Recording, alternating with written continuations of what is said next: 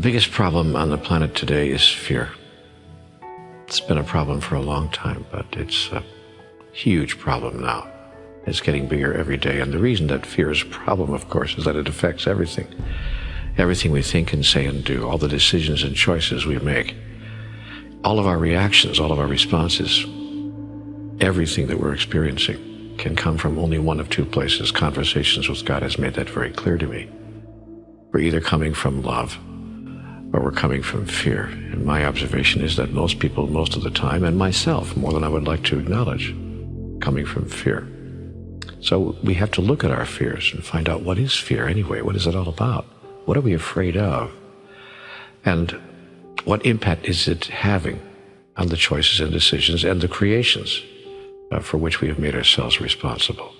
By the way, that's one of the first fears that there is, the fear of being responsible, the fear of placing ourselves in a position of responsibility for all that we are creating.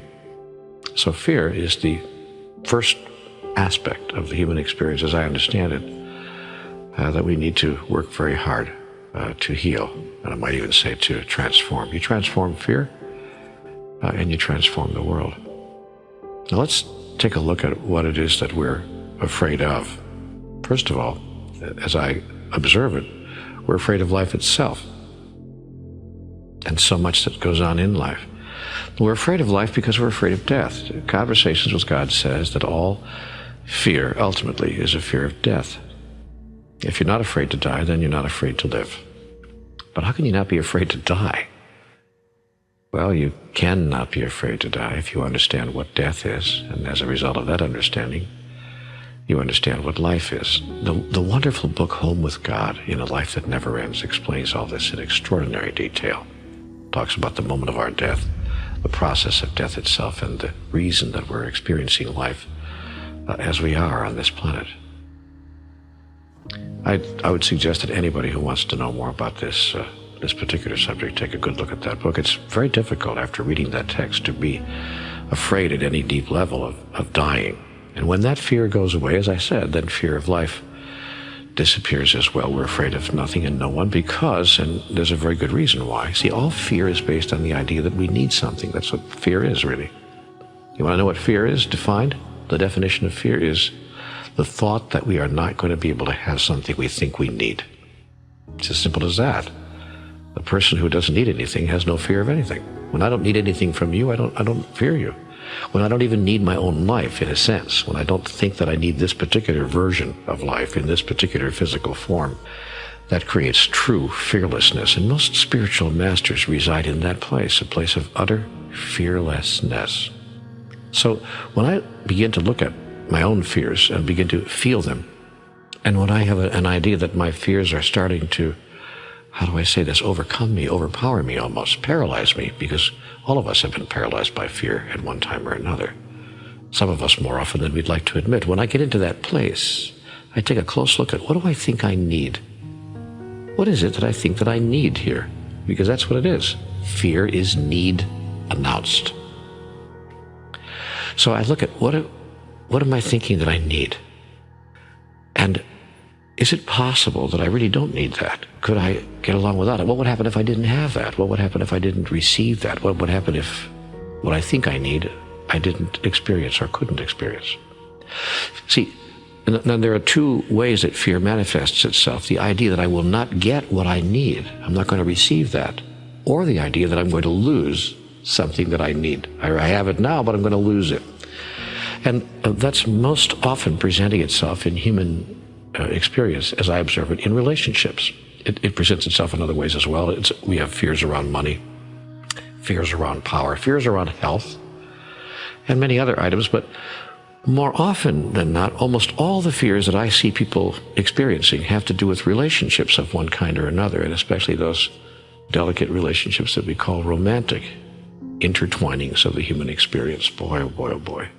First, I'm afraid that no one's going to love me, and then I'm afraid if somebody does, I'm going to lose the love. And how I solve that, when I do, except when I don't, but how I solve that when I do, how I get into a place of what I want to call spiritual health, is when I understand who I truly am and that I actually don't need the love of another. or any other in order to experience who I truly am, in order to experience serenity, peace, joy, happiness. Every time I think that my joy is obtainable, or that I'm sourced with my joy, that my joy comes from someplace outside of myself, I get into fear. Every time I'm clear that the source of my joy does not exist outside of myself, but is given to me, from me, by me, my fear disappears. And here's the irony of that. I then become much more attractive to people, and what I was afraid of, that people would walk away from me, in fact, doesn't happen. The reverse happens. People are attracted to me, because all people are attracted to other people who are firm and strong, not arrogant, but aware, and reside deep inside of themselves, because nobody likes to be needed. Because if I feel that you need me so much, then my next fear will be I can't give you what you need, and that's why I'll lose you, you see. So people who present themselves to the world as serene and peaceful and joyful and innately happy, these are people we say are together, they have it together. These are people who are aware that their happiness, their joy, and their peace comes from within. That's words we hear from every spiritual master. We hear them in all the spiritual books. But that experience is attainable. We can find it. We can go there. And that's, I think, the spiritual journey. That's the path to transformation. That's the movement away from fear.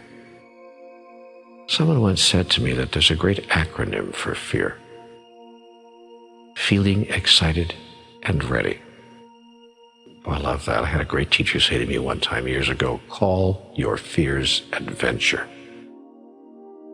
What a great thought. So I'd like to maybe leave you with that thought for today. Whatever you're afraid of right now, realize a couple of things. One, it's not real. You're making it all up. Two, if the thing that you're afraid would happen actually did happen, you and I would still be here tomorrow. It really would make no difference at all. Unless, of course, you wouldn't be here tomorrow, in which case it absolutely would make no difference at all. Three, if you can call your fears adventure, you'll bring in an energy that will heal the fear, the energy of excitement, the energy of being inspired by life itself. Because life, you see, is a process that informs life about life through the process of life itself. And if you live your life filled with inspiration and excitement, soon there's nothing to be afraid of. And it becomes the great joy it was always intended to be. That's how I see it. That's what my conversations with God told me about fear. I could be wrong, of course, about all of this. But I don't think so. Okay, that's the video, friend. I hope you enjoyed it. And if you did, it really helps me out if you give the video a like. And also, it'd be great if you click the logo here in the top right-hand corner to subscribe to this channel. And hit the bell icon to be notified when we upload new videos. Alright, that's it for now. High vibes, high vibes, high vibes. Peace in the highest vibration. Yeah.